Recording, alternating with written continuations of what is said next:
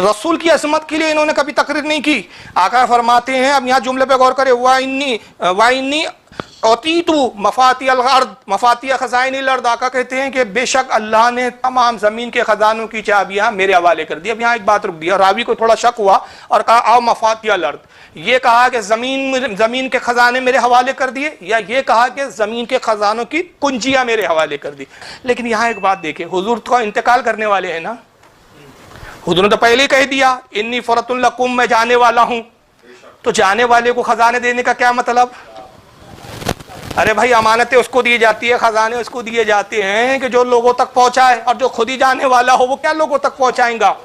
तो खजाने दिए जा रहे हैं। तो हुजूर बता रहे हैं कि मेरी, यहाँ देखिए, यहाँ अकीदा हयातुन नबी भी पता चल रहा है कि मेरी मौत को मुर्दा वाली मौत ख्याल ना करना, मैं जिंदा हूँ, खजाने तकसीम करता रहूंगा, तो मैं देखता भी रहूंगा और खजाने तकसीम भी करता रहूंगा। और इसीलिए भी दूसरी जगह बुखारी की हदीस में वाज़ेह फरमा दिया, इन्नमा कासिमुन वल्लाहु युती, अल्लाह खजाने का मालिक है और मैं उसका तकसीम करने वाला हूँ। तो मैं खजाने तकसीम करूंगा। मेरी मौत से ये ना समझ लेना कि बस खत्म हो गए मुस्तफ़ा सल्लल्लाहु अलैहि वसल्लम, और अल्लाह ने खजाने दिए ही मेरे हवाले इसलिए कि जब तुम्हें ज़रूरत हो तो मुझसे तलब करो, मैं तुम्हारी मुरादों को और तुम्हारी हाजतों को पूरी करूंगा। और इसलिए रब ने फरमा दिया वलौ अन्नहुम इज़्ज़लमू अनफुसहुम जाओ, जब तुम अपनी जानों पर जुल्म करो मेरे महबूब की बारगाह में नेमत इलाही यहाँ से मिलेंगी, खजाने इलाही यहाँ से मिलेंगी। जो कुछ नेमतें बट रही है सरकार सल्लल्लाहु अलैहि वसल्लम की तरीक़ जो है दर से बट रही है, हुजूर के दस्ते मुबारक से बट रही है। आका कहते हैं कि अल्लाह ने खजानों का मुझे मालिक बना दिया, ज़मीन के सारे खजाने मेरे हवाले कर दिए। फिर आका फरमाते वइन्नी वल्लाही, अब यहाँ फिर कसम उठाइए, हर जुमले पे कसम उठा रहे मेरे आका। आखिरी खुतबे की अहमियत कितनी है जरा देखें आप, एक एक जुमले पे कितना जोर दे रहे रसूलुल्लाह। वइन्नी वल्लाही मा अखाफु अलैकुम अन तुशरिकू बादी, का अल्लाह की कसम मुझे तुम पर इस बात का खौफ ही नहीं है कि तुम मेरे बाद शिरक करोगे। हुजूर कहते हैं अल्लाह की कसम तुम शिरक करोगे ही नहीं। हुजूर कह रहे अल्लाह की कसम तुम शिरक नहीं करोगे, और वह भी कहता है मुशरिक। अपनी उम्मत की जमानत ले रहे हैं, कह रहे हैं कि वल्लाही अल्लाह की कसम मा खाफू, मुझे खौफ ही नहीं है इस बात का, अंदेशा ही नहीं है मुझे इस बात का, जर्रा बराबर डर नहीं है। किसका? मा खाफू अलैकुम, तुम पर इस बात का खौफ थोड़ी है अन तुशरिकू बादी, कि तुम मेरे बाद शिरक करोगे। किस बात का खौफ है? वलाकिन अखाफू अलैकुम अन तनाफसू फीहा, हाँ इस बात का मुझे ज़रूर अंदेशा और डर है कि तुम लोग दुनिया के हुसूल पे रग़बत दिखाओगे, दुनिया तलबी में तुम जद्दोजहद करोगे, दुनिया की तरफ तुम राग़िब हो जाओगे, दुनिया की तरफ लपकोगे तुम, लेकिन शिरक नहीं करोगे। गोया दूसरे लफ्ज़ों में अगर मैं इसकी तशरीह करूँ तो आका कह रहे हो सकता है कि दुनिया तलबी में तुम हेर फेर से काम ले लो, झूठ से काम ले लो, लनफन से काम ले लो, गुनाहों में तुम मुब्तला हो जाओ, हो सकता है कि तुम दुनिया के माल की लालच में कुछ गुनाह कर बैठो, मगर शिरक तुम नहीं करोगे। अल्लाह की कसम तुम शिरक नहीं करोगे।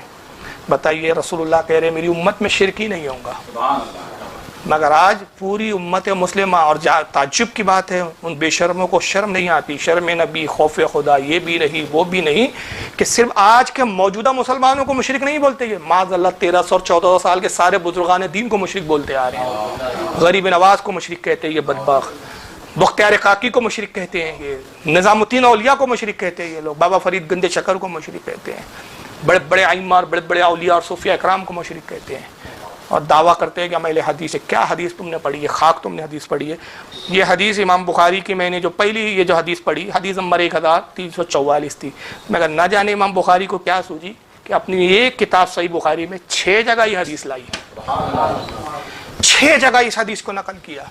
एक जगह नकल कर दिया था काफ़ी था ना, 6 जगह नकल करके वो भी बता रहे हैं कि बदबख्तो मेरा नाम लेते हो, मैं बार बार हदीस ला के बता रहा हूँ कि मेरे आका जमानत ले रहे हैं मेरी उम्मत में शिरक नहीं होगा, बार बार हदीस लाइए। अब वो 6 कौन कौन से मकामात है जहाँ इमाम बुखारी इस हदीस को लाए हैं? पहली तो ये थी 1344 किताबुल जनाइज़ में लाया है, दूसरी जगह किताबुल मनाक़िब, बुखारी में किताबुल मनाक़िब हदीस नंबर 3596 पे लाया, तीसरी जगह इमाम बुखारी लाते हैं किताबुल मगाज़ी हदीस नंबर 4042 के तहत लाते हैं, चौथी जगह इमाम बुखारी फिर किताबुल मगाज़ी में ही हदीस नंबर 4085 पे इसको लाते हैं, पाँचवीं जगह इसको इमाम बुखारी अपनी उसी सही बुखारी में किताबुल रिकाक हदीस नंबर 6426 पर लाते हैं, छठी जगह फिर इसी हदीस को आप किताबुल रिकाकी के तहत हदीस नंबर 6590 के तहत लाते हैं, 6 جگہ امام بخاری لکھتے ہیں، پھر اس کو امام مسلم نے بھی نقل کیا ہے اپنی صحیح مسلم میں کتاب الفضائل کے تحت حدیث نمبر 5870 کے تحت۔ امام نسائی نے بھی اس کو اپنی سنن میں لایا کتاب الجنائز حدیث نمبر 1953 کے تحت۔ اس کو امام احمد ابن حنبل بھی لائے اپنی مسند احمد میں حدیث نمبر 17344 کے تحت۔ اس کو امام ابن حبان اپنی صحیح میں لائے ہیں کتاب الجنائز حدیث نمبر 3198 کے تحت۔ اس کو امام طبرانی معجم الکبیر جلد 17 صفحہ نمبر 279 حدیث نمبر 768 کے تحت لائے۔ اس کو امام دارقطنی اپنی سنن میں لائے ہیں جلد نمبر 2 صفحہ 65 حدیث نمبر 1831 کے تحت۔ اس کو امام بہقی سنن القبرہ میں لائے ہیں جلد نمبر 4 صفحہ 21 حدیث نمبر 6809 کے تحت۔ اس کو امام بہقی لائے ہیں دلائل النبوہ جلد نمبر 3 صفحہ 245 حدیث نمبر 1223 کے تحت۔ اس کو امام ابن عبد البر لائے ہیں اپنی کتاب التمہید جو الموطا امام مالک کی اس کی شرح ہے جلد نمبر 2 صفحہ 302 کے تحت۔ اس کو امام بغوی لائے ہیں شرح السنہ جلد 7 صفحہ 152 حدیث نمبر 3717 کے تحت۔ 11ویں کی نسبت سے میں نے کل 11 کتابوں کے حوالے دیے ہیں۔ اب بخاری کے اگر وہ 5 حوالے ملا لے، ایک تو پڑھا جو متن میں وہ شامل کر لے، 5 ایکسٹرا پکڑ لے تو 16 حوالے ہوتے ہیں، لیکن کتابیں جو ہے وہ کل کتنی ہیں 11۔ تو 2 حدیثیں آپ سن چکے اب تک کہ حضور نے پہلے تو فرمایا کہ میری امت میں شرک، اب جو شرک کی تہمت لگائیں گا شرک اسی پہ لوٹیں گا، کیونکہ میری امت میں شرک نہیں ہونے والا۔ یہ خاموں کا شرک کی تہمت لگا کے ایمان والوں کو مشرک بول رہا ہے تو شرک کے گناہ میں تو خود مبتلا ہو جائیں گا۔ لیکن یہاں پر ایک مسئلہ کیا ہو جاتا ہے کہ پھر وہابیہ کچھ ایسی حدیثیں آپ کے سامنے پیش کر دیتے ہیں جس میں شرک کا بھی لفظ آیا ہے اور حضور کی اس امت کے ہی تعلق سے آیا ہے۔ کہتے تھے کہ یہ حدیث میں آیا ہے کہ حضور کہتے ہیں میری امت پہ یہ شرک ہوگا، یہ شرک ہوگا، یہ شرک، یہ شرک، یہ شرک۔ تو پھر بخاری کی اس حدیث کا کیا جواب؟ تو کہتے ہیں نہیں صاحب اس سے مراد یہ ہے، پھر یہاں تشریح کرنے لگتے ہیں، قیاس کرنے لگتے ہیں۔ پھر وہ جماعت جو دن رات یہ راگ الاپتی ہے کہ پہلا قیاس کرنے والا ابلیس ہے، وہ خود ابلیس بن جاتے ہیں اس وقت، اور پھر قیاس کرنے لگتے ہیں صحیح بخاری کی حدیث کو چھوڑ کر۔ کہتے تھے کہ صاحب امام بخاری کا مطلب یہ ہے، یہ حدیث کا مطلب یہ ہے، حدیث کا مطلب وہ ہے، دوسری حدیثوں میں شرک آیا۔ میں اتنی تفصیلات میں نہیں جانا چاہتا کیونکہ بیان کی میری منزل بہت لمبی ہے، میں مختصر ایک بات عرض کر دیتا ہوں کہ بے شک کچھ حدیثیں آئی ہیں جس میں شرک کے الفاظ آئے ہیں، حضور نے کہا میری امت میں یہ شرک ہوگا، لیکن اہل علم ان حدیثوں کو جب پڑھتے ہیں تو سمجھ لیتے ہیں کہ یہاں شرک جب آیا ہے تو اس سے مراد کیا ہے۔ اور جاہل جب پڑھنے بیٹھتا ہے، جس کا نام صرف اہل حدیث ہوتا ہے لیکن حقیقت میں وہ کیا ہوتا ہے؟ جاہل ہوتا ہے، تو وہ شرک لفظ دیکھ کے سمجھتا ہے کہ دیکھو صاحب اس امت میں شرک ہوگا، تو گویا میں اب سنیوں کو اور مسلمانوں کو مشرک کہہ رہا ہوں تو حدیث کے مطابق کہہ رہا ہوں۔ حالانکہ ان بیچاروں کو یہ نہیں پتہ ہوتا کہ شرک کی اصل میں 2 قسمیں ہیں، ایک ہوتی ہے شرک خفی اور دوسرا ہوتا ہے شرک جلی۔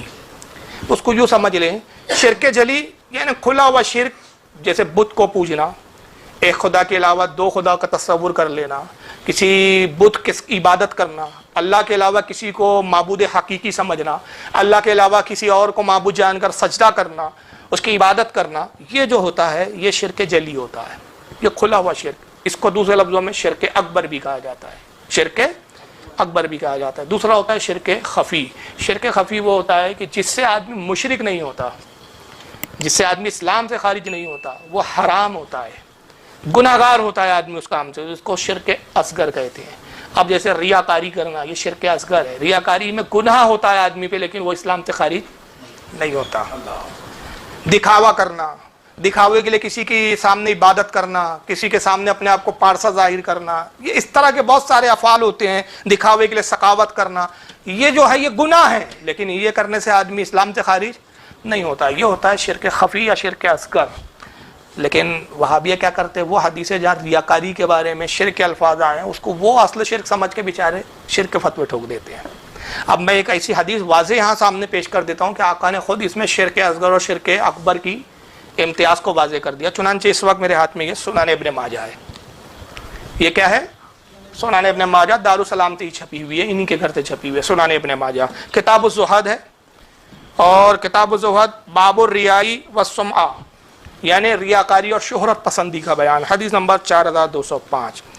امام ابن ماجہ نقل کرتے ہوئے کہتے ہیں ان شداد ابن اوس قال قال رسول اللہ صلی اللہ علیہ وسلم ان اخوف ما اتخوف علی امتی الاشراک۔ دیکھیں لفظ شرک آیا یہاں پر، بس یہ لفظ شرک دیکھا دوڑ پڑے کہ آپ دیکھیں شرک تو ہوگا اس امت میں۔ ایسی کئی حدیثیں، میں صرف یہ ایک مثال دے رہا ہوں۔ حضرت شداد بن اوس رضی اللہ تعالیٰ عنہ روایت کرتے ہیں، صحابی رسول کہتے ہیں کہ اللہ کے رسول صلی اللہ تعالی وسلم نے ارشاد فرمایا کہ مجھے اپنی امت کے بارے میں سب سے زیادہ شرک کا اندیشہ ہے۔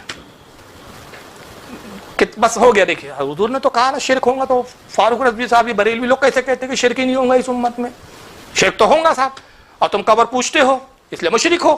حالانکہ ہم قبر کو پوجتے نہیں, ہم قبر کو چوم لیا کرتے, حالانکہ وہ بھی علماء اس کے ہمارے منع کرتے ہیں. تم قبر کو سجدہ کرتے ہو, ہم قبر کو سجدہ نہیں کرتے. ہمارے علماء کے نزدیک بھی تعظیم کا سجدہ حرام, عبادت کا سجدہ شرک. مگر ایک بودے سے بودے کامل بد دماغ شخص جس کو دماغ ذرہ برابر بھی نہ ہو, اس سے بھی پوچھو کہ تم نے یہ فلاں ولی کی قبر کو سجدہ کیا, کیا سمجھ کے کیا؟ تو یہی کہتا ہے کہ بھائی میں نے تعظیم سے کیا, محبت میں کیا, بزرگ سمجھ کے کیا. آج تک مجھے کوئی ایک ایسا شخص نہیں ملا جو کہے کہ بھائی میں نے خدا سمجھ کے سجدہ کیا, میں ان کو اللہ سمجھ رہا ہوں, یہ میرا اللہ ہے, میرا خدا ہے. اور نعوذ باللہ من ذالک معاذ اللہ, اگر کوئی ایسا بدبخت ہے تو پوری ہماری جماعت اہل سنت جو ہے اس کو کافر و مشرک کہنے کے لیے بالکل ہما وقت تیار ہے. کیونکہ بھائی جو شرک ہے شرک ہے, ہم کون ہوتے جس کو اللہ رسول شرک قرار دیتے؟ لیکن تعظیم کا سجدہ حرام ہے. اب تم حرام کو شرک بولنے لگ جاؤ تو پھر تو جھگڑا ہوگا نا بھائی, پھر اختلاف ہوگا نا کہ شریعت تم کون ہوتے شریعت کو گڑھنے والے اور شریعت کو بنانے والے. جو چیز حرام ہے اس کو حرام بولو, جو شرک ہے اس کو شرک بولا جائے گا. یہ تو نہیں ہوگا کہ حرام کو تم شرک بول دو. بھائی امی کو امی بولا جائے گا, امی ابا تو نہیں بن جائیں گی, اور ابا امی نہیں بن سکتی. دونوں کا اپنا اپنا مقام ہے, اپنی اپنی جگہ ہے. تو حضور فرماتے مجھے خوف ہے, اور اس بات کا خوف ہے اپنی امت پر کہ میری امت شرک کا اندیشہ ہے کہ میری امت میں شرک ہوگا. مگر وہ شرک کیا ہے آگے حضور خود واضح فرما دے. اما انی لست اقول تعبدون شمسا ولا قمرا ولا ثنا. حضور فرماتے میں یہ نہیں کہتا کہ میری امت سورج کو پوجیں گی, چاند کو پوجیں گی, بتوں کی عبادت کریں گی. تینوں ذکر کر دیے جو تین بڑے مخلوق میں جو پوجے جاتے ہیں. لوگ سورج کو سوریہ دیوتا کہتے ہیں, چندر دیوتا کہتے ہیں, اور بتوں کو پوجتے ہیں. حضور نے تینوں کا ذکر کر دیا, فرمایا کہ میں یہ نہیں کہتا اما انی لست اقول تعبدون شمسا ولا قمرا ولا ثنا, میں یہ نہیں کہتا کہ میری امت جو ہے سورج کو پوجیں گی, میں نہیں کہتا کہ میری امت اب چاند کو پوجیں گی, میں نہیں کہتا کہ میری امت بتوں کو پوجنے لگیں گی. بلکہ کیا ہوگا؟ ولیکن عملا غیر اللہ. ہاں یہ شرک ہوگا میری امت میں کہ وہ دکھاوے کے لیے, غیروں کو دکھانے کے لیے, اللہ کے علاوہ جو ہے دوسروں کو دکھانے کے لیے عمل کریں گی. وشہوۃ خفیہ, اور ان میں خفیہ شہوت ہوں گی, یعنی شہوت کی طرف جو وہ راغب ہوں گی. اور آج دیکھ رہے ہیں ہم زمانے میں شہوت کا غلبہ ہے لوگوں میں. حضور کہتے ہیں وہ شرک کون سا جس کا اندیشہ ہے مجھے میری امت میں؟ دکھاوے کا عمل. ایسے اعمال کریں گی جس میں دکھاوا کریں گی, وہ لوگوں کو ریاکاری کر کے. تو یا حضور نے ریاکاری کو جو ہے وہ شرک فرمایا. اور یہ شرک کون سا ہے؟ شرک اصغر ہے, اس سے کافر نہیں ہوتا, اس سے اسلام سے خارج نہیں ہوتا, اس سے مشرک نہیں ہوتا. تو اس حدیث میں واضح کر دیا کہ بتوں کو پوجنا شرک اکبر ہے, جس کو شرک جلی کہا گیا. چاند کو پوجنا شرک جلی ہے, کسی اور کی عبادت کرنا شرک جلی ہے. میری امت اب یہ نہیں کرے گی, عبادت نہیں کرے گی. کہ یہ بتاؤ, تم کہتے ہو کہ قبر پوجوا, نبی کہہ رہے پوجا ہوں گی ہی نہیں میری امت میں, اور تو نے قبر پوجوائی ورڈ استعمال کر لیا. تو تیری بات صحیح ہے کہ رسول اللہ کی بات صحیح ہے؟ تو زیادہ جانتا ہے رسول اللہ کی امت کے بارے میں کہ رسول اللہ صلی اللہ تعالی علیہ وسلم زیادہ جانتے ہیں.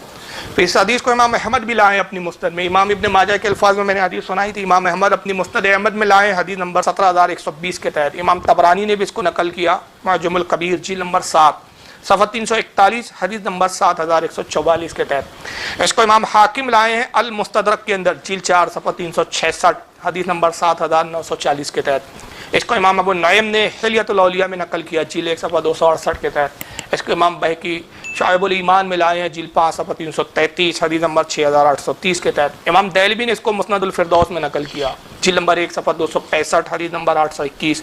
امام جلال الدین سیوطی اس کو اپنی کتاب الجامع الصغیر حدیث نمبر 2193 پہ لائے ہیں. اس کو امام مناوی نے بھی نقل کیا اپنی کتاب فیض القدیر جلد 2 صفحہ 531. تو یہ 3 حدیثیں یہاں تلاوت ہوئی, اور 3 حدیثوں سے یہ بہت اچھی طرح سے واضح اور سمجھ میں آ گیا ہوں گا کہ رسول اللہ کی امت میں شرک نہیں ہوگا. اور جس کو یہ شرک کہتے ہیں تو حضور کہہ رہے کہ وہ شرک اکبر والا نہیں ہو سکتا, شرک اصغر ہو سکتا ہے. ریاکاری کوئی کر سکتا ہے, ریاکاری کے شرک میں مبتلا ہو سکتا ہے, لیکن وہ شرک اصغر ہے, اس سے اسلام سے کوئی خارج نہیں ہوگا. لیکن کیا ہوا کہ یہاں پر میں ایک ان کی چالاکی بتانا چاہتا ہوں جماعتوں کی, چاہے وہ جماعت غیر مقلدین نام نہاد اہل حدیث ہو یا جماعت دیوبندی ہو.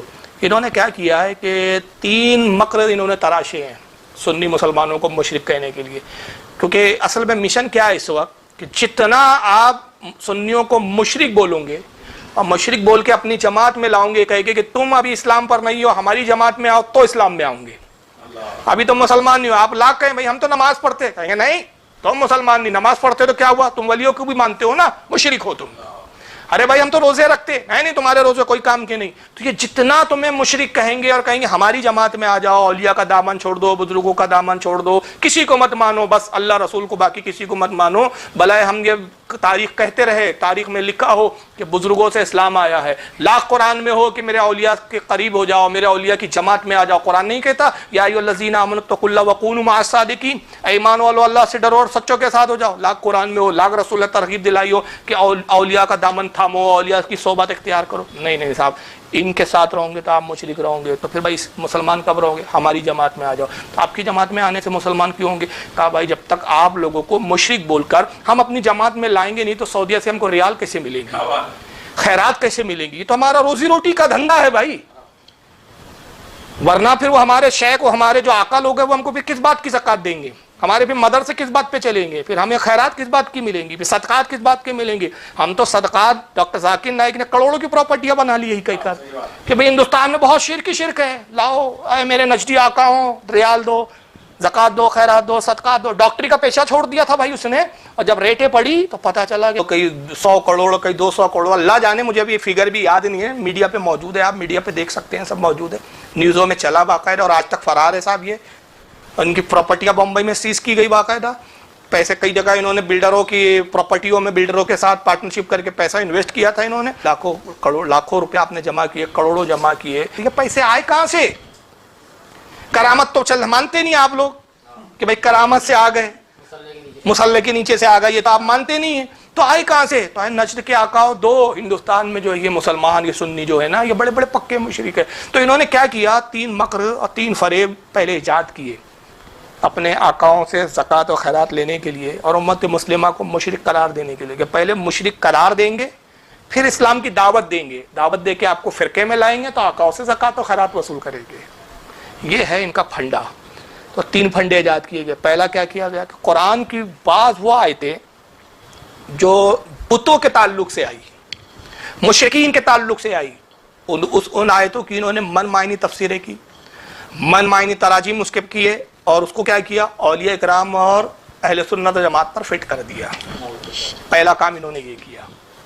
اور اس کی بہت ساری مثالیں, اگر میں مثالیں دوں گا تو بیان بہت لمبا ہو جائے گا. نیٹ پر ایک بیان میرا موجود ہے جس میں مولوی جرجیس اور توصیف الرحمان کا میں نے رد کرتے ہوئے ایک اسی طرح کا ایک مثال پیش کی ہے, کہ جس میں ایک آیت کہ اللہ فرماتا ہے کہ تم جن کو اللہ کو چھوڑ کر جن کی عبادت کرتے ہو, اگر ان کے سامنے جو کھانے رکھے ہوئے ہیں وہ مکھی اڑا کے لے جائے تو وہ کھانا نہیں چھین سکتے, وہ ایک مکھی نہیں پیدا کر سکتے. تو یہ آیت بتوں کے بارے میں آئی, لیکن اس کو دونوں مولویوں نے کس پہ فٹ کیا, اولیاء کرام پہ, غوث پاک پہ اور غریب نواز پہ. اور میں نے پھر اس بیان میں تفسیروں سے ثابت کیا کہ یہ تو بتوں کے بارے میں. تو اس کی بہت ساری مثالیں ہیں اور بہت سی تقریروں میں میری یہ مثالیں آپ کو مل جائیں گی. تو پہلا انہوں نے کام کیا کیا صاحب, کہ قرآن کی وہ آیتیں جس کا تعلق مشرکین سے تھا, بتوں سے تھا, اس کو اہل اسلام پر فٹ کیا, اولیاء پر فٹ کیا, اور فٹ کر کے جو ہے کہا کہ دیکھو صاحب قرآن کی ان آیتوں کے تحت آپ مشرک ہو جاتے ہیں. یہ بالکل ویسا ہی کام کیا جو خارجیوں نے کیا تھا. خارجیوں نے بھی حضرت علی کو کافر کہا, تو صرف ایسے ہی نہیں کہہ دیا کہ علی تم کافر ہو, ان کے پاس بھی بظاہر دلیل تھی, بظاہر, حالانکہ وہ دلیل غلط تھی, لیکن یہ ان کا بھی ایک فریب تھا, مکر تھا ان کا, ایک ان کا پھنڈا تھا. انہوں نے کہا علی تم نے امیر معاویہ سے صلح کی, اور صلح کے وقت تم نے جو ہے حضرت ابو موسیٰ شریک صاحب ان کو حکم بنایا, کہا کہ یہ حکم ہے, یہ جو فیصلہ کرے ہم منظور کریں گے. تو اللہ کے علاوہ کوئی حکم نہیں ہو سکتا, اللہ کے علاوہ کسی کا حکم نہیں مانا جائے گا. قرآن عظیم میں ان الحکم الا للہ, حکم نہیں سوائے اللہ کے, تو اللہ کے علاوہ کسی کا حکم نہیں چلنا. تو علی تم نے اس آیت کا جو ہے مخالفت کی, اس آیت کے تحت تم اسلام سے خارج ہو گئے. دیکھیے علی کو کافر کہنے کے لیے ان کے پاس بھی دلیل تھی, اور آج کے بھی بدعقیداؤں کو آپ کو مشرک کہنے کے لیے دلیل ہے. لیکن دونوں کا فرق کیا ہے, واضح فرق کیا ہے, کہ نہ حضرت علی کافر تھے نہ ہم مشرک و کافر ہیں. وہاں آیت سے غلط استدلال کیا گیا, اور یہاں بھی آیتوں سے غلط استدلال کیا جا رہا ہے.